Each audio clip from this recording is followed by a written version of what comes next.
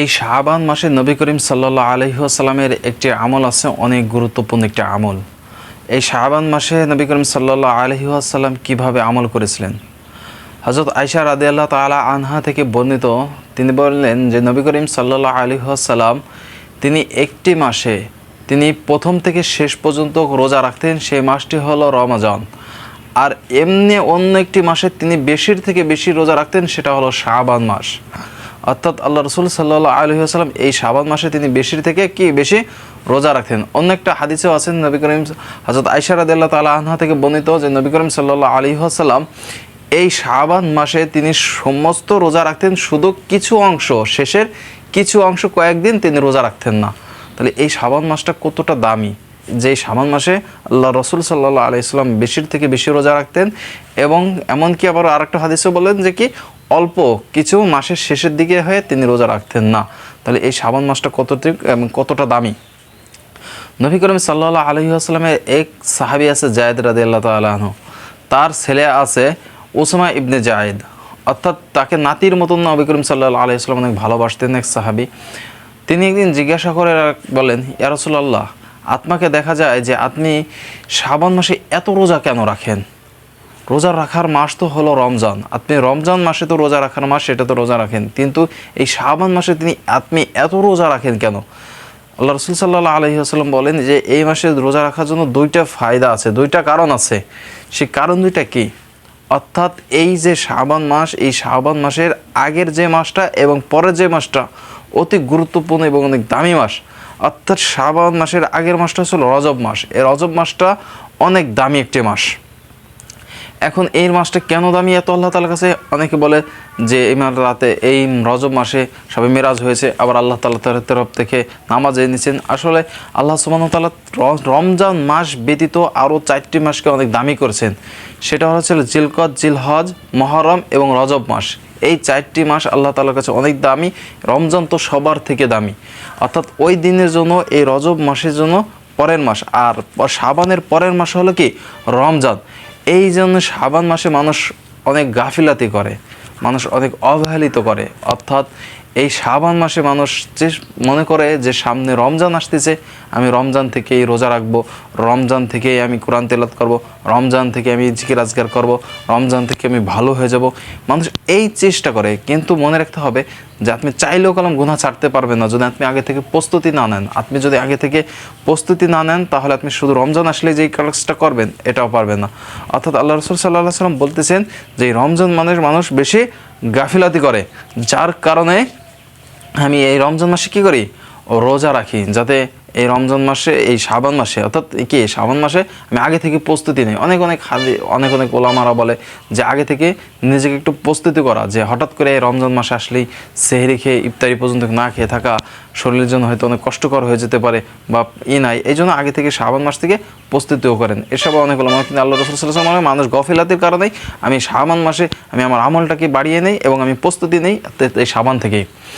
আর আরেকটি কারণ হলো, 2 নম্বরটা হলো যে তিনি বলে শাবান মাসে আল্লাহ তাআলার কাছে আমলনামা পৌঁছানো হয়, অর্থাৎ এই শাবান মাসে। এই জন্য আমি রোজা রাখি। যেমন দেখা যাচ্ছে কি, একটা উদাহরণ দিলে বুঝতে পারবেন যে একজন কর্মজীবী অর্থাৎ চাকরিজীবী, সে যদি চাকরি অবস্থায় প্রচুরভাবে ডিউটি করতেছে, হঠাৎ করে একটু সময় মোবাইলটা হাতে নিল, তখনই যদি মালিক দেখে ফেলে, তাহলে মালিকই বদল করবে যে সারাক্ষণ মোবাইল টেপে। আবার দেখা যাচ্ছে অন্য সময় কাজ করুক আর না করুক, কিন্তু মালিকই যখন দেখছে সেই সময় যদি কাজ করে, তাহলে দেখছে মালিক আরও খুশি হয়ে যাবে। এরকম যে এই শাবান মাসে আল্লাহ তাআলার কাছে কি বার্ষিকভাবে আমলনামা, প্রতি বছরের আমলনামা আল্লাহ তাআলার কাছে পৌঁছানো হয়। যখন আল্লাহ তাআলার কাছে পৌঁছানো হবে, যখন যদি দেখে যে এই ব্যক্তিটা রোজার অবস্থায় আমলনামা আনছে, তাহলে আল্লাহ তাআলা কি বান্দার প্রতি আরও সন্তুষ্ট এবং খুশি হয়ে গেল যে রোজা অবস্থায় তার আমলনামা পৌঁছে গেছে। আমলনামা সাধারণত আল্লাহ তাআলার কাছে 3 ধাপে পৌঁছায়। অর্থাৎ একটা হাদিসে আছে যে প্রত্যেকটা দিন সকাল এবং সন্ধ্যায় আল্লাহ তাআলার কাছে ফেরেশতার মাধ্যমে আমলনামা পৌঁছানো হয়। আর দ্বিতীয় নম্বর কারণ হলো সোম এবং বৃহস্পতিবার, অর্থাৎ প্রতি সপ্তাহে 2 দিন আল্লাহ তাআলার কাছে আমলনামা পৌঁছানো হয়ে যায়। এই জন্য আল্লাহ রাসূল সাল্লাল্লাহু আলাইহি ওয়াসাল্লাম প্রতি সপ্তাহে সোম এবং বৃহস্পতিবার রোজা রাখতেন। আরেকটা হলো বার্ষিকভাবে, সেটা হলো কি এই শাবান মাসে আল্লাহ তাআলার কাছে আমলনামা আল্লাহ তাআলার কাছে পৌঁছে দিতে হয় ফেরেশতার মাধ্যমে। এই জন্য আল্লাহ রসুল সাল্লাল্লাহু আলাইহি ওয়াসাল্লাম এই শাবান মাসে রোজা রাখতেন। কেননা যে আমার আমলনামা মনে আল্লাহ তাআলার কাছে আমার রোজা অবস্থায় আল্লাহ তাআলার কাছে পেশ করা হয়।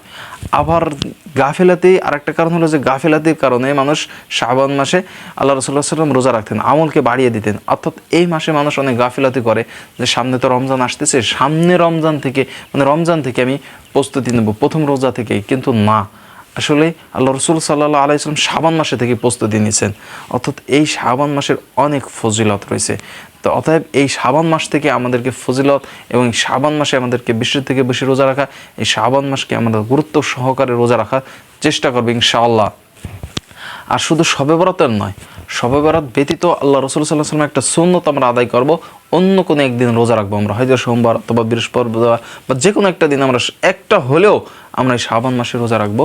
শবে বরাত ব্যতীত অন্য কোনো দিন আমরা রোজা রাখার চেষ্টা করব, যাতে আল্লাহ রসুল সাল্লাল্লাহু আলাইহি ওয়াসাল্লামের একটা সুন্নতের পর আমরা আমল করতে পারি। দেখা যাচ্ছে কি আল্লাহ রসুল সাল্লাল্লাহু আলাইহি ওয়াসাল্লামের সুন্নতের পর যদি আপনি একটা আমল করে যেতে পারি, অর্থাৎ নবীর আদর্শে যদি আমরা জীবনটাকে ফোটাতে পারি, তাহলে আল্লাহ তাআলার কাছে আমরা অনেক দামি এবং অনেক প্রিয় হয়ে যাব। অর্থাৎ এই যে দুইটি কারণ, এই দুইটি কারণের কারণেই যখন জায়েদ ইবনে ওসামা অর্থাৎ আল্লাহ রসুল সাল্লাল্লাহু আলাইহি ওয়াসাল্লামের এক সাহাবীর ছেলে, অর্থাৎ সেও সাহাবী, আল্লাহ রসুল সাল্লাম অনেক আদর করতেন তাকে, সে জিজ্ঞাসা করার কারণেই আল্লাহ রসুল সাল্লাল্লাহু আলাইহি ওয়াসাল্লাম বলেন যে আমি এই দুইটি কারণে আমি শাবান মাসে বেশির থেকে বেশি রোজা রাখি। আল্লাহর হযরত আয়েশা রাদিয়াল্লাহু তাআলা আনহা বলে যে আল্লাহ রসুল সাল্লাল্লাহু আলাইহি ওয়াসাল্লামকে আমি এই মাসে বেশি থেকে বেশি রোজা রাখতে দেখেছি। অর্থাৎ এই শাবান মাসে দেখা যাচ্ছে শিরকি, বিদআতি, তারপর হচ্ছে আত্মীয়তা ছিন্নকারী, অহংকার ব্যক্তিত্ব, এসব ব্যক্তিত্ব ব্যতীত আল্লাহ তাআলা সবাইকে মাপের ঘোষণা করে দেয়। এই শাবান মাসে আল্লাহ তাআলা সবাইকে মাপের ঘোষণা করে দিয়েছেন, এবং যারা অহংকারে শিরকি করে থাকে তাদের ব্যতীত। অর্থাৎ এই শাবান মাসে আল্লাহ সুবহানাহু ওয়া তাআলা শেষের রাতে শেষ অংশে জমি প্রথম আসমানে এসে বান্দাদেরকে ডাকতে থাকে, কার কোন হাজত আছো তোমরা আমার কাছে চাও, আমি তোমাদেরকে হাজতগুলো পূর্ণ করে দেবো। অর্থাৎ এই শাবান মাস থেকেই আমরা প্রস্তুতি নিই, সামনে শবে বরাত চলে আসছে, এই শবে বরাতের প্রস্তুতি নিয়ে আমরা এই শাবান মাসেকেই নিজেকে আমাদের আমলেরকে পুঁজি করে ফেলাই যে সামনে রমজান আসতেছে, এই রমজানগুলো আমরা কিভাবে ভালো করব, সামনে রমজানটাকে আমরা প্রস্তুতি নিয়ে ফেলাই এখন থেকে, যে আমরা নামাজের প্রতি মনোযোগ হব, রোজা রাখবো। এইভাবেই এই শাবান মাসটাকে গুরুত্ব সহকারে আমাদেরকে নিতে হবে, আমরা অবহেলা করব না। আল্লাহ রসুল সাল্লাল্লাহু আলাইহি ওয়াসাল্লাম তিনি অবহেলা করেন নাই, তিনিও রোজা রাখছেন, আমরাও রোজা রাখবো। অর্থাৎ এই শাবান মাসে আল্লাহ তাআলার কাছে কলাম আমাদের আমলনামা পৌঁছানো হয়। আমরা যদি রোজা রাখা অবস্থায় আল্লাহ তাআলার কাছে আমলনামা পৌঁছায়, তাহলে দেখা যাচ্ছে কি আল্লাহ তাআলা দেখবেন যে আমার বান্দা রোজা রাখছে, তাহলে আল্লাহ তাআলা তিনিও খুশি হয়ে গেলেন, হয়তো খুশি আমাদেরকে আরও মর্যাদা বাড়িয়ে দিতে পারেন। এই জন্য আমরা চেষ্টা করব এই শাবান মাস মনে আমরা গাফিলাতি না করি, আমরা অবহেলাতে না করি, আমরা অন্যকরণ না করি। আর এই শাবান মাসে আনন্দ করতে করতে মনে আমরা বেদাতি না করে ফেলাই, এই ফটকা ফুটানো, বাজি ফুটানো, এইগুলো থেকে আমরা বিরত রাখবো। ড্যাকে করে রান্দা, সবাই মিলে একসাথে খাওয়া দাওয়া, এভাবে না করব। এটা দেখা যাচ্ছে এটা করতে গেলে আমাদের আমলকে নষ্ট হয়ে যেতে পারে।